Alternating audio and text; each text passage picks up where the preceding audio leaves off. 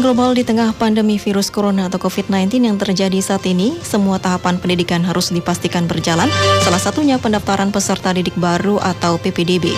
Tahun ini PPDB akan dilakukan hanya dengan sistem daring atau online. Kepala Dinas Pendidikan Kota Mataram, Haji Lalu Fatwir Uzali, kepada Global FM Lombok Senin ini di Mataram mengatakan, saat ini pihak sekolah masih membuat konsep penerimaan peserta didik. Karena meski menggunakan sistem online, penerapan zonasi juga akan tetap diberlakukan, sehingga distribusi peserta didik bisa lebih merata.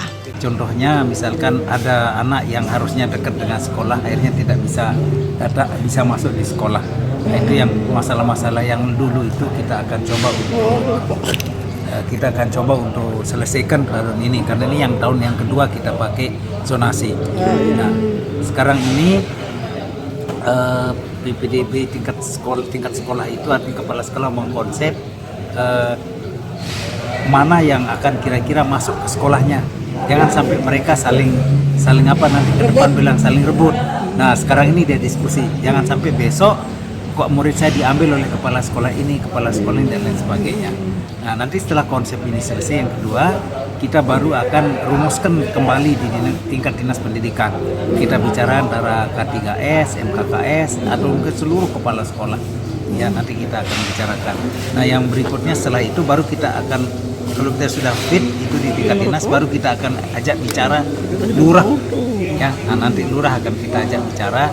Ini loh konsep kami, kira-kira menurut lurah mungkin ada masukan. Nah, setelah itu baru kita pastikan, kita serahkan ke pemerintah untuk dibuatkan itu, baru kita akan memakai mekanisme online.